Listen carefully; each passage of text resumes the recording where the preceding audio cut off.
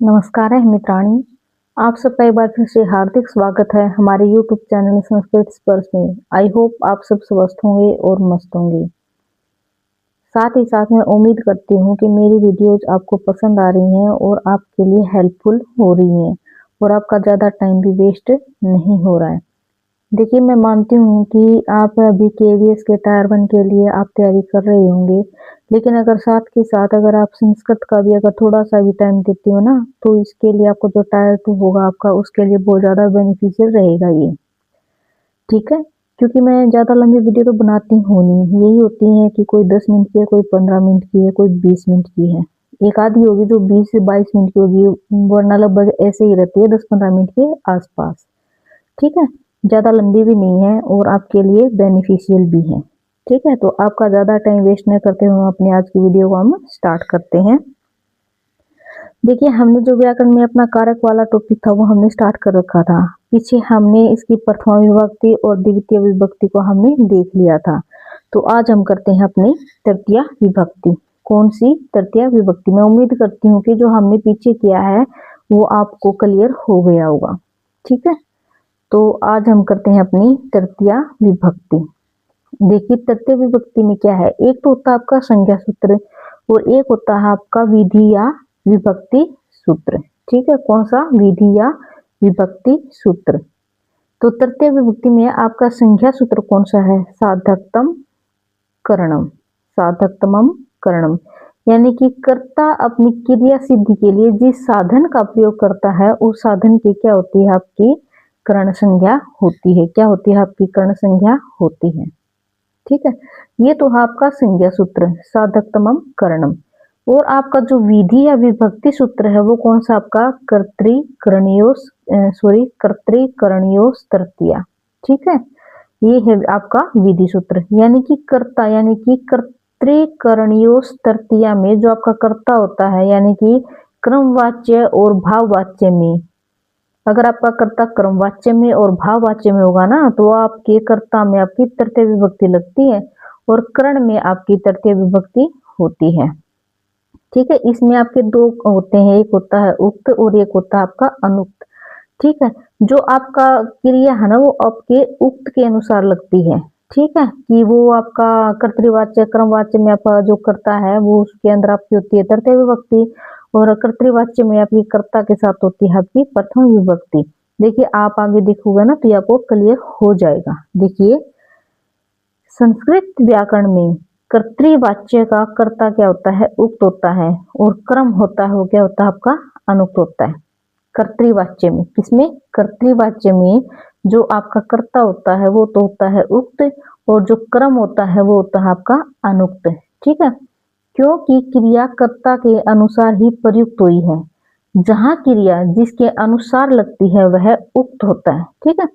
अगर कर्ता के अनुसार लगी है तो कर्ता उक्त है, अगर क्रम के अनुसार लगी है तो क्रम उक्त है। क्लियर यहाँ तक? कर्तृवाच्य व भाववाच्य क्रमवाच्य व भाववाच्य का कर्ता अनुक्त होता है और क्रमवाच्य का क्रम क्या होता है? उक्त होता है। ये लाइन क्लियर हुई आप सबको? देखिए, ये जैसा ऊपर बताया गया है वही इसमें भी इन्होंने बोल दिया। ठीक है? जो आपकी क्रिया होती है वो आपके जिसके साथ क्रिया लगती है ना वो आपका क्या होता है? उक्त होता है। लेकिन जो आपका क्रमवाच्य और भाववाच्य होता है इसके अंदर आपका कर्ता क्या होता है? अनुक्त होता है, क्योंकि इसके अंदर क्रिया आपकी क्रम के अनुसार लगती है। ठीक है? उक्त जिसके अनुसार क्रिया लगती है। ठीक है? अनुक्त के अंदर क्या है? जिसमें अनुक्त होता है जिसमें जिस प्रक्रिया का कोई प्रभाव नहीं पड़ता उसको क्या कहता है? अनुक्त। अनुक्त को अनभिहित भी कहते हैं। क्या कहते हैं? अनभिहित भी क्या कहते हैं? अनुक्त को। ठीक है? जैसे वाच्य आपके तीन होते हैं, कर्तृवाच्य, क्रमवाच्य और भाववाच्य। जो कर्तृवाच्य में कर्ता होता है उसके अंदर लगती है आपकी प्रथम विभक्ति। ठीक है? और बाकी के जो आपके बच्चे क्रमवाच्य और भाववाच्य इनमें लगती है आपकी तृतीय विभक्ति। ठीक है? कर्तृवाच्य में कर्म में लगती है आपकी द्वितीय विभक्ति और क्रमवाच्य में क्रम में लगती है आपकी प्रथमा विभक्ति। क्रिया इसके कर्तृवाच्य में तो लगती है कर्ता अनुसार और क्रमवाच्य में लगती है क्रम के अनुसार और जो आपका भाववाच्य होता है उसके अंदर हमेशा क्रिया प्रथम पुरुष एकवचन की होती है। क्लियर? ठीक है। अतः इस आधार पर उक्त कर्ता में प्रथम विभक्ति, अनुक्त या अनविहित कर्ता में आपकी लगती है तृतीय विभक्ति, अनुक्त क्रम में लगती है आपकी द्वितीय विभक्ति और उक्त क्रम में लगती है आपकी प्रथमा विभक्ति। ठीक है। उक्त क्रम में लगती है आपकी प्रथम विभक्ति, उक्त कर्ता में भी लगती है आपकी प्रथम विभक्ति, अनुक्त होता है उसके अंदर लगती है आपकी तृतीया और अनुक्त क्रम में लगती है आपकी द्वितीय विभक्ति। इसके कुछ एग्जाम्पल देखोगे तो आपको क्लियर हो जाएगा। राम के द्वारा बाण से बाली मारा गया। ठीक है, किसके द्वारा? राम के द्वारा। ठीक है, इसके अंदर कर्ता क्या है? इसके अंदर अनुक्त है, तो अनुक्त है तो इसके अंदर आपकी लगेगी तृतीय विभक्ति। ठीक है, इसका कर्तृवाचक क्या बनेगा? राम ने। ठीक है, इसके अंदर है क्या है? राम के द्वारा। ठीक है, तो रामेण बाणेन हतो बाली। ठीक है, वह वाहन से जयपुर जाता है, स वाहनेन जयपुरम गच्छति। सीता पुष्पों से माला गूंथती है, सीता पुष्प ही मालाम गुंफति। ठीक है, मोहन लेखनी से पत्र लिखेगा, मोहन लेखन्या पत्रम लेखिष्यति। रमा जल से मुख धोती है, रमा जलेन मुखम प्रक्षाल्यति। मैं आंखों से देखता हूं, अहम नेत्राभ्याम पश्यामि।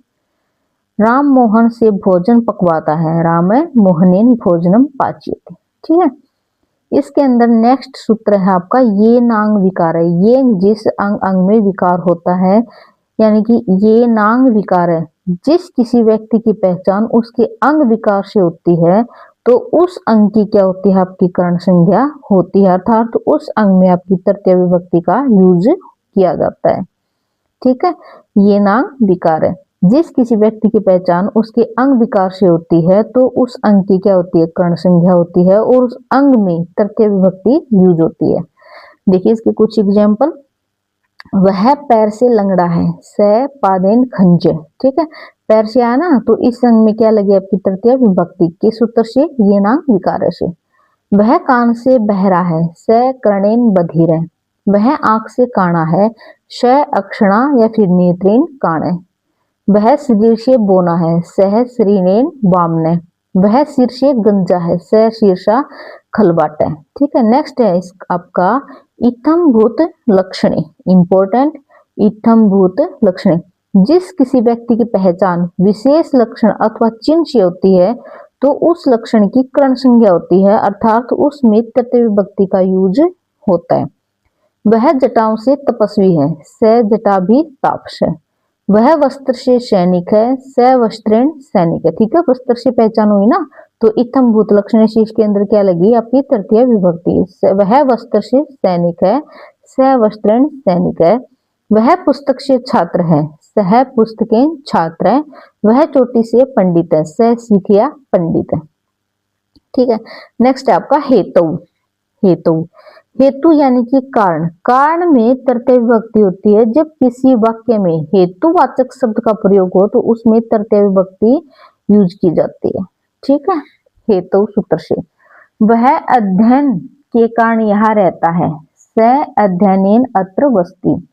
ठीक है, इसके अंदर कारण हुआ ना, वह अध्ययन के कारण यहाँ रहता है, स अध्ययन अत्र वसति। विद्या से यश प्राप्त होता है, विद्या यशः लभते। पुणे से हरि को देखा, पुणेन हरिम दृष्ट। ठीक है, नेक्स्ट है आपका दंडेन घट है। ये ध्यान रखना, दंडेन घट है।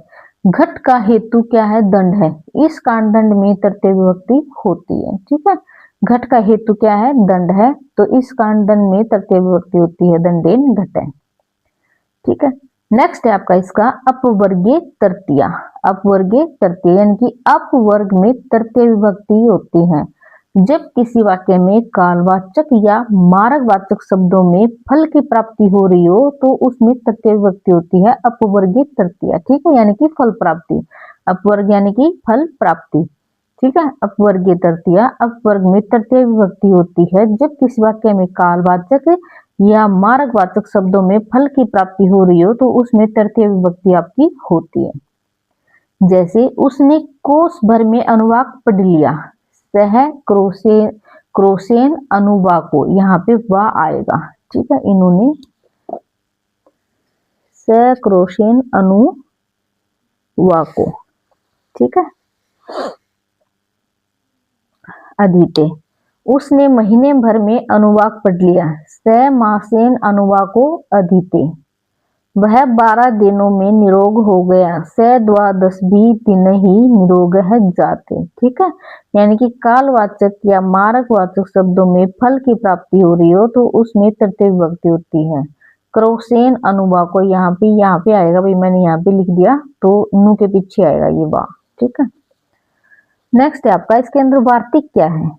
प्रकृत्यादिभ्य उपसंख्यानम, प्रकृति गण के शब्द यानी कि प्रकृति हो, स्वभाव हो, जाति हो, गोत्र हो, सम विषम, सुख दुख और द्विद्रोण, इनमें भी आपकी कौन सी विभक्ति होती है, तृतीया। प्रकृत्यादिभ्य उपसंख्यानम, प्रकृति गण के शब्द प्रकृति, स्वभाव, जाति, गोत्र, सम विषम, सुख दुख, द्विद्रोण में भी क्या होती है, तृतीय विभक्ति होती है। वह प्रकृति से साधु है। सह प्रकृत्या साधु अस्ति, ठीक है। प्रकृति में आपकी क्या है, आपकी तृतीय विभक्ति। वह स्वभाव से सरल है। सह स्वभावेन सरल अस्ति, ठीक है। वह स्वभाव से सरल है। स स्वभावेन सरल है अस्ति। वह जाति से ब्राह्मण है। स जात्या ब्राह्मण अस्ति।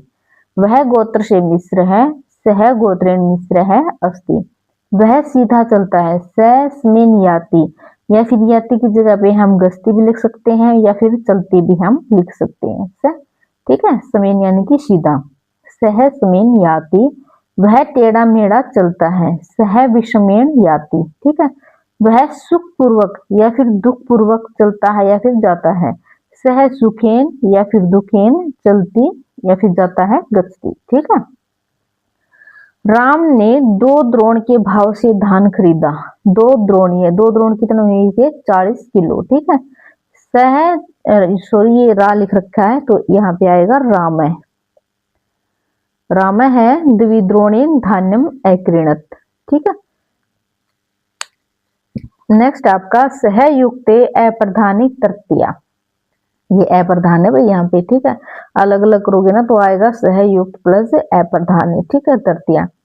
सह साकम सार्धम, इनके युग में अप्रधान कर्ता में तृतीय विभक्ति होती है। कौन सी होती है, तृतीय विभक्ति होती है।